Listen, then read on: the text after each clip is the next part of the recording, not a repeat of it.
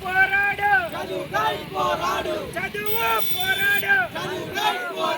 కొనసాగించాలి. పత్తికొండ నియోజకవర్గ కేంద్రంలో మహాత్మా గాంధీ జ్యోతిరావు ఫులే స్కూల్ వెంటనే మహాత్మా గాంధీ జ్యోతిరావు ఫులే స్కూల్ కమ్మలపాడికి తరలించడం అంటే ఎత్తివేయాలి. విద్యార్థుల కోసం ధర్నా చేస్తున్నటువంటి నాయకులపైన కేసులు వెంటనే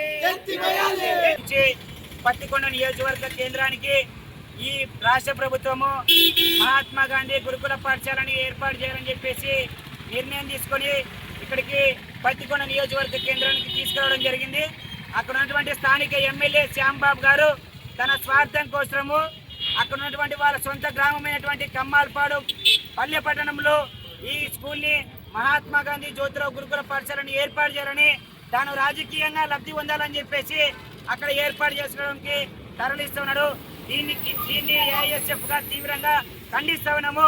గవర్నమెంట్ ఇండియా స్టూడెంట్ ఫెడరేషన్ గత కొన్ని రోజులుగా మహాత్మా గాంధీ జ్యోతిరావు ఫులే స్కూల్ని పత్తికొండ నియోజకవర్గ కేంద్రంలోనే ఏర్పాటు చేయాలని చెప్పేసి నిన్నటి రోజున ఏఐఎస్ఎఫ్ ఏఐఎఫ్ నాయకులు శాంతియుతంగా నిరసన కార్యక్రమం చేస్తున్నటువంటి వాళ్ళను ఈయన రాజకీయంగా అక్కడ ఉన్నటువంటి డిఎస్పీ గారికి చెప్పి కేసులు బనాయించడం జరిగింది.